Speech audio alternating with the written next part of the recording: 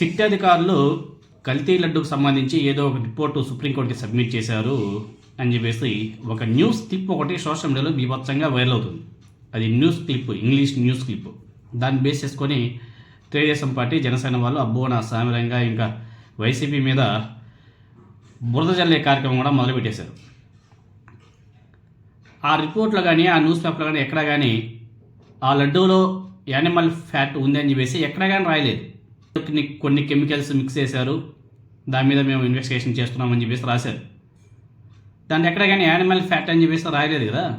మరి చంద్రబాబు నాయుడు గారు, లోకేష్ గారు, అదేవిధంగా పవన్ కళ్యాణ్ గారు ఆ లడ్డూలో యానిమల్ ఫ్యాట్ని కలిపారు, నూనెని కలిపారు అని చెప్పేసి మాట్లాడారు కదా. ఆ రిపోర్ట్ ఎక్కడైనా కనిపించలేదే. దానికి సమాధానం చెప్పాలి. ఫస్ట్ తప్పుడు ప్రచారం చేసినట్టు చంద్రబాబు నాయుడు గారి మీద, పవన్ కళ్యాణ్ గారి మీద యాక్షన్ తీసుకోవాలి. భక్తుల యొక్క మనోభావాన్ని దెబ్బతీసినట్టు వాళ్ళిద్దరిని ఇమ్మీడియట్గా అరెస్ట్ చేసి జైల్లో పెట్టాలి. ఎంత దారుణంగా, ఎంత నీచంగా, ఎంత నికృష్టంగా ఇంకా నిన్నటి నుంచి మళ్ళీ మొదలు పెట్టేశారు. ఆ అంధభక్తాస్ కొంతమంది ఉన్నారు కదా, వాళ్ళు ఈ జనసేన, తెలుగుదేశం పార్టీ ముగ్గురు కలిపి ఒక ట్వీట్ చేస్తారు. ఆ ట్వీట్ని అందరూ కాపీ పేస్ట్ స్క్రీన్ షాట్ చేసుకొని బీభత్సంగా వైరల్ చేసుకుంటున్నారు. దాన్ని వైసీపీ మీదగా అండగట్టే ప్రయత్నం చేస్తున్నారు. ఏదో డోలే బాబా డైరీని వైఎస్ఆర్ కాంగ్రెస్ పార్టీ హయాంలోనే దాన్ని బ్లాక్ లిస్ట్లో పెట్టారు. అంతకుముందు వాళ్ళు సరఫరా చేస్తూనే ఉన్నారు. మీ హయాంలో కూడా సరఫరా చేస్తుంటారు. దాన్ని వాళ్ళని బ్లాక్ లిస్ట్ పెట్టింది కూడా వైఎస్ఆర్ కాంగ్రెస్ పార్టీ ప్రభుత్వమే. ఒకవేళ వాళ్ళు ఏమన్నా సరే అటువంటి అవతకలు ఏమైనా చేస్తుంటే దాన్ని కనిపెట్టి బ్లాక్ లిస్ట్ పెట్టింది కూడా వైఎస్ఆర్ కాంగ్రెస్ పార్టీనే. కానీ ఆ రిపోర్ట్ని చూపించి జగన్మోహన్ రెడ్డి గారిని, వైవి సుబ్బారెడ్డి గారిని, కరుణాకర్ రెడ్డి గారి ఫోటోలు పెట్టి దాన్ని ఇంకా అబ్యూజ్ చేస్తూ బీభత్సంగా ట్రోళ్ళు ఇంకా వైసీపీ మీద ఒక అభాండం అందరూ స్టార్ట్ చేశారు. తెలుగుదేశం పార్టీ పై నుంచి కింద వరకు అందరూ, ఇంకా జనసేన దానికి తోడు, ఇంకా కొంతమంది అంధభక్త కొంతమంది ఉన్నారులే. నా సరే ట్విట్టర్ వాళ్ళు బీభత్సంగా వైరల్ చేస్తున్నారు. పూర్తి కూడా చదవరు. దాంట్లో ఏముంది మ్యాటరు, ఏం మాట్లాడారు, ఏముంటాయి అని చెప్పేసి ఎవరు మాట్లాడరు.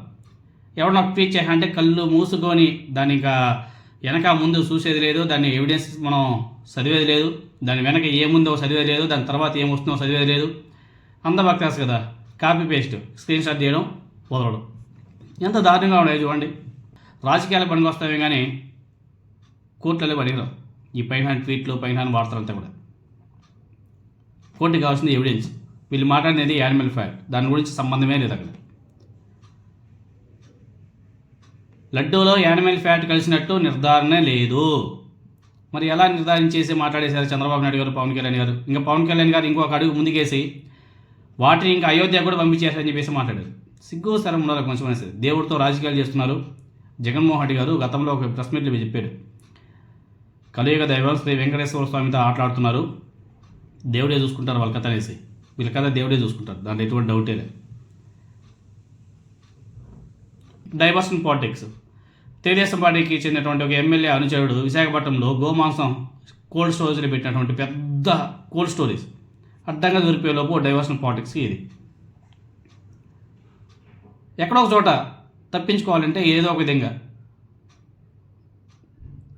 డైవర్షన్ పాలిటిక్స్ చేయాలంటే ఏదో ఒకటి. ఇంక ఇది కల్తీ లడ్డు అయిపోయిన తర్వాత మళ్ళీ వివేకానంద రెడ్డి గారి కేసు వస్తుంది. అది పోయిన తర్వాత మళ్ళీ లిక్కర్ కేసు అంటారు. వీటి మూడు చుట్టూ తిరుగుతూనే ఉంటాయి డైవర్షన్ పాలిటిక్స్. ఎంత ప్రజా పరిపాలన లేదు. అప్పులు కుప్ప అయిపోయింది. ఈవెన్ రాధాకృష్ణ రాశాడు, అప్పులు బీభత్సంగా అయిపోయినాయని చెప్పేసి. వాటి గురించి ఎవ్వరు ప్రస్తావించరయ్యా. ఈ కల్తీ లడ్డు అంట ఏమీ లేని దాంట్లో ఏదో అయిపోయింది, ఏదో జరిగిపోయింది అన్నట్టు ఫొటోస్ వేసి బీభత్సంగా ట్రోల్ చేస్తున్నారు. దీని మీద వైసీపీ వాళ్ళు లీగల్గా వెళ్ళాల్సిన అవసరం కూడా ఉంది. ఈరోజు జగన్మోహన్ రెడ్డి గారి ప్రెస్ మీట్ పెట్టి దీని గురించి ఏదో తేల్చేస్తే కొంచెం బాగుంటుంది. లీగల్గా వెళ్ళాల్సిన అవసరం ఉంది. ఇలాంటి తప్పుడు మాటలు, తప్పుడు వార్తలు రాసే వాళ్ళ మీద కూడా కఠిన చర్యలు తీసుకోవాల్సిన అవసరం కూడా ఉంది. సిట్ అధికారులు అని చెప్పేసి మాట్లాడతారు. అది ఏ సిట్టు? కూటమి ప్రభుత్వం నియమించిన ఉంటే సిట్ అధికారులా, లేకపోతే సుప్రీంకోర్టు నియమించిన ఉంటే సిట్ అధికారులా అర్థం కావడం లేదు. అక్కడ కూడా కన్ఫ్యూజన్. వైసీపీ వాళ్ళు ఏమో తెలుగుదేశం పార్టీ నియమించిన ఉంటే సిట్ అధికారులు ఇచ్చేటువంటి డేటా అని చెప్పేసి వాళ్ళు మాట్లాడతారు. ఇప్పటివరకు సిబిఐ అధికారులు అంటే సుప్రీంకోర్టు నియమించినటువంటి సిట్ అధికారుల బృందమేనా ఈ విషయాన్ని తెలిసింది అని చెప్పేసి మరొక అనుమానం.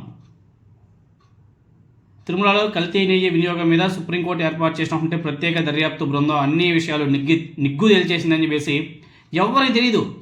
అది ఓన్లీ తెలుగుదేశం పార్టీ నాయకులకు మాత్రమే తెలిసింది. ఈ దేశంలో ఇంకెవరు తెలియదు చాలామందికి. వీళ్ళు అలా బూస్ట్ చేసినారు. ఇంకా అన్ని మీడియాలో కూడా వచ్చేసింది.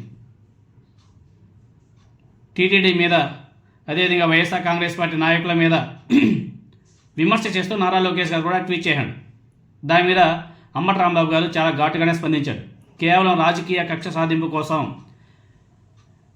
విపక్ష వైఎస్ఆర్ కాంగ్రెస్ పార్టీని లక్ష్యంగా చేసుకుని చంద్రబాబు నాయుడు గారు, అదేవిధంగా పవన్ కళ్యాణ్ గారు చేసినట్టు వ్యాఖ్యలను అంబటి రాంబాబు గారు గట్టిగానే ఇచ్చేశారు. ఈ సందర్భంలో ఆయన కూడా ట్విట్టర్లో రాంబాబు గారు స్పందించాడు, ఘాటుగానే స్పందించాడు.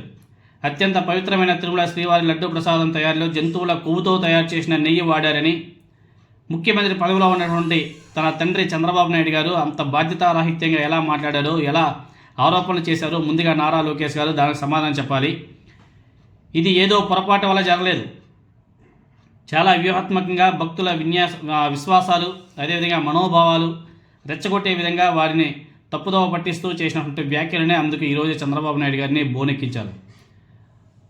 తన వ్యాఖ్యలు విమర్శలకు సాక్ష్యాధారాలు చూపాల్సిన అవసరం కూడా ఉంది. కోట్లాది భక్తుల విశ్వాసాన్ని దెబ్బతీసే విధంగా అలా ఎందుకు మాట్లాడాడో చంద్రబాబు నాయుడు గారు సమాధానం చెప్పాలి. తిరుమల శ్రీవారి లడ్డూ తయారీలో కల్తీ నెయ్యి వినియోగానికి సంబంధించినటువంటి ఏ ల్యాబ్ నుంచి రిపోర్టు లేదు, ఫోరెన్సిక్ ఆధారాలు లేవు. ఆ దశలో ఏ దర్యాప్తు లేకుండా జరగకుండా చంద్రబాబు నాయుడు గారు ఏ విధంగా మాట్లాడేశారు? చంద్రబాబు నాయుడు గారు వ్యాఖ్యలు బలపరిచే విధంగా ఏ ఒక్క ఆధారం కూడా లేదు కదా. మత విశ్వాసాలను ఎవరైనా సరే దెబ్బతీశారు అనుకుంటే అది కేవలం చంద్రబాబు నాయుడు గారు మాత్రమే కాదు. ఈరోజు అదే తెలుగుదేశం పార్టీతో పాటు వారి అనుకూల మీడియా చేస్తుంది. గత వైఎస్ఆర్ కాంగ్రెస్ పార్టీ ప్రభుత్వాన్ని మళ్ళీ నిందిస్తున్నారు. తెలుగుదేశం పార్టీతో పాటు వారి అనుకూల మీడియా అంతా కూడా కూడబలుకొని ఒకే విధమైనటువంటి మాటలతో నిరాధారంగా తప్పుడు ప్రచారం చేస్తున్నారు. అదే చాలా స్పష్టంగా కనబడుతుంది. ఇది కేవలం రాజకీయ ప్రయోజనాలు ఆశించి ఒక ప్రణాళిక ప్రకారం చేసుకోవాలంటే రాజకీయం, అంతకు మించి ఇక్కడ ఏం లేదు. అదేవిధంగా వారి నీచ రాజకీయాల్లోకి తిరుమలను కూడా లాగి 2019 నుంచి 2024 మధ్య వైఎస్ఆర్ కాంగ్రెస్ పార్టీ ప్రభుత్వ హయాంలో అక్కడ ఏవేవో అనైతిక పనులు జరిగిపోయాయని చెప్పేసి ఆరోపిస్తూ దుష్ప్రచారం చేస్తున్నారు. ఆ విధంగా వైఎస్ఆర్ కాంగ్రెస్ పార్టీ మీద దాడి చేస్తుంది ఈ పచ్చ మీడియా కూడా. ఇక్కడ మరో అంశంగా నారా లోకేష్ గారు సమాధానం చెప్పాల్సిన అవసరం కూడా ఉంది. మరో అంశం మీద టీటీడీ చైర్మన్గా వైవి సుబ్బారెడ్డి ఉన్నప్పుడు తనకు ఒక ఫిర్యాదు అందితే ఆయన వెంటనే దాన్ని పరిశీలించమని అధికారులను ఆదేశించారు. ఏమైనా అక్కడ జరిగినట్టు తేలగానే అందుకు బాధ్యులైన వారి మీద చాలా వేగంగా కఠిన చర్యలు కూడా తీసుకున్నాడు అన్నాడు. అప్పుడు మీకు అందరూ కూడా బాగానే గుర్తుంటుంది.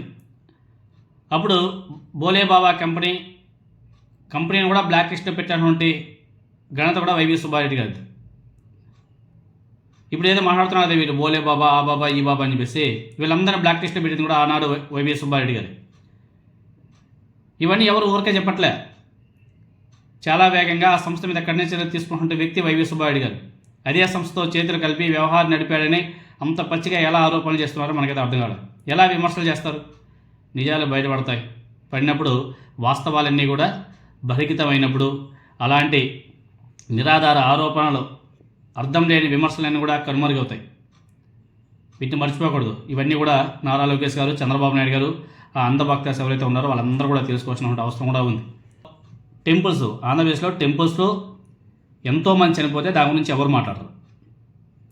తెలుగుదేశం పార్టీ నాయకుడికి సంబంధించిన గోడంలో బీఫ్ మాంసం దొరికితే ఎవరు స్పందించరు. రాష్ట్రం యొక్క అప్పు దేశంలో కన్నా అత్యధికంగా పెరిగెడుతుంటే దాని గురించి ఎవరు మాట్లాడరు. రాష్ట్రం సర్వనాశనం అవుతుంటే దాని గురించి మాట్లాడరు.